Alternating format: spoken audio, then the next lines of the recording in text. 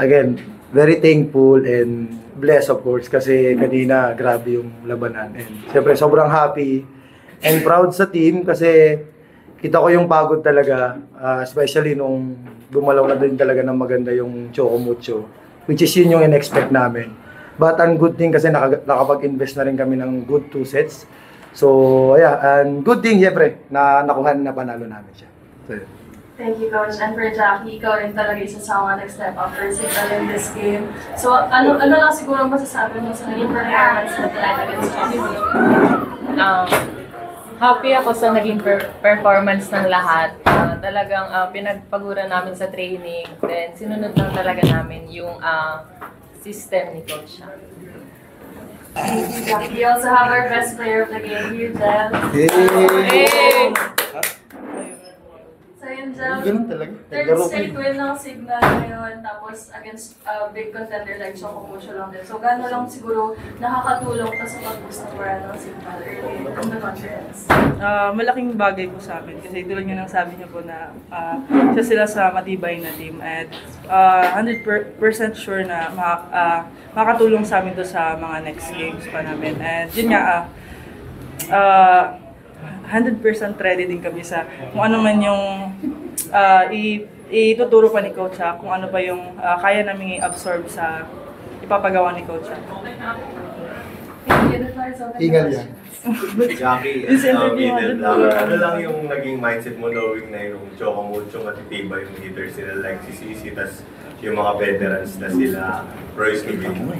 Kagabi pa lang talagang mindset ko na hindi magiging madali yung laban na to. Since malalaki din sila, strong hitters din talaga. So, ang goal ko lang, if hindi ko ma-solid block, ma-help ko lang na mapabagal yung bola para ma-help ko yung team ko sa likod. Then, ginaguide lang ako ni Coach during the game kung saan ako naglalak and kung ano pa yung dapat kong i-improve during the game.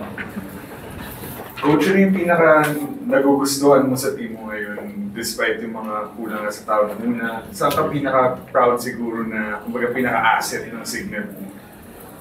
Siguro, start tayo dun sa investment namin sa training. Kasi lahat sila fully committed talaga dun sa mga gusto namin ipagawa. To be honest, hindi talaga siya madali kasi syempre, like yung binanggit mo nga, yung tao namin, yan lang yan.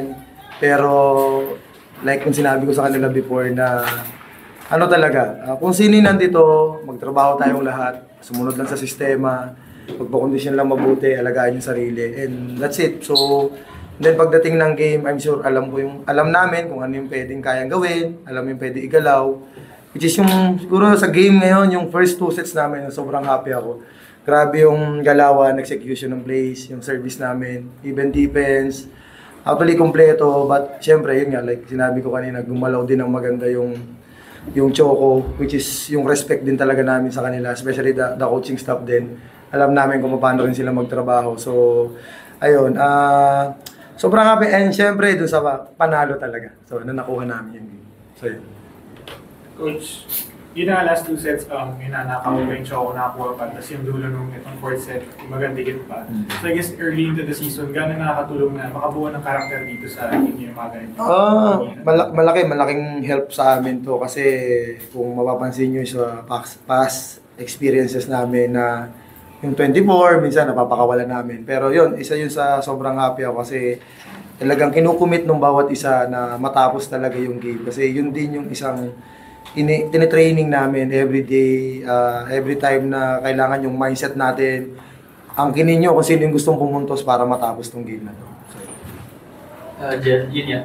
11 points ikaw coming off from mga attacks at saka sa mga blocks. Siguro may emphasis lang ba sa iyo from Coach Shaq na kumbaga pumuntos din for the team, not just yung distributing yung bola sa mga strikers? Yun nga, tinatrabaho naman namin sa training talaga yun. Kasi Coach, kilala niya naman ako kung paano ako maglaro. Na alam niya rin na kaya akong umatake. Kaya yun nga, sa training talaga, ginagawa din talaga namin. Kaya lumalabas din sa games. Coach, yun lang masasabi niyo about na kumbaga, aside from Jen, parang 5 yun sa team na nag-double digit scoring na yun sa game na to sa panalo. Happy kasi yun yung goal. Yun talaga yung target namin na kailangan mag-contribute talaga lahat, even middle. Nasabi ko nga kahit taasan yung puntos ng wing spiker, walang problema. So ito, lumabas nga dito. So, yeah, Jackie Acuña, 14 points. So, good. Then, so yun,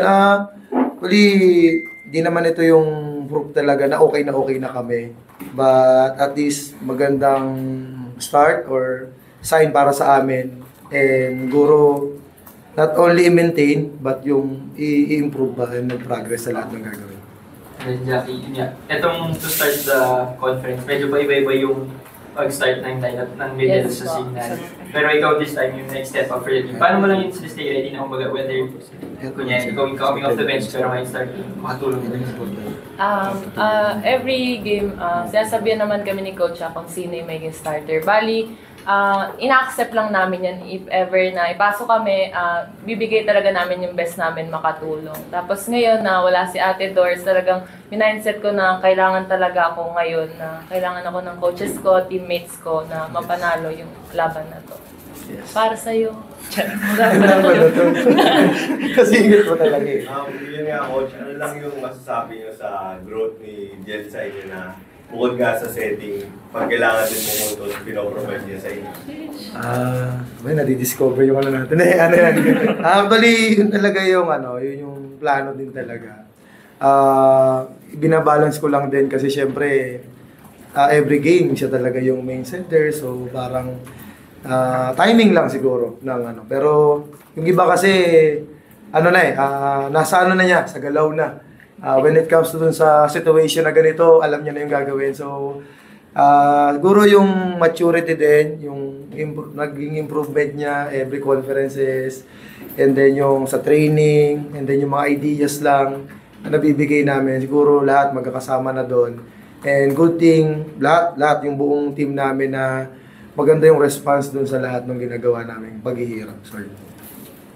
Coach, yung next game medyo matagal pa, pero it's against next net. So, siguro ano lang magiging mindset ng team heading into that?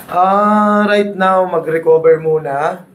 I-enjoy din muna namin yung wedding ni Rosalie this coming... Attend po kayo. Attend po kayo.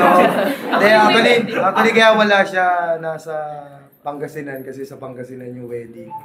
So, ayun, isa doon sa gift namin sa kanya. I'm sure kasi nag-worry yun habang nanonood. Siyempre, yung pero... I'm sure grabe yung dasal niya para din makasurvive kami sa game. And siguro, yun lang, recovery muna ng buong team. Kasi yun yung pinaka-importante sa amin ngayon. And then like yung sinabi mo, matagal pa naman. Pero, puro paghahanda na lang namin sila pagbalik namin sa court. So, ayun. Thank you, Coach. Thank you, Jen. Thank you. Yay!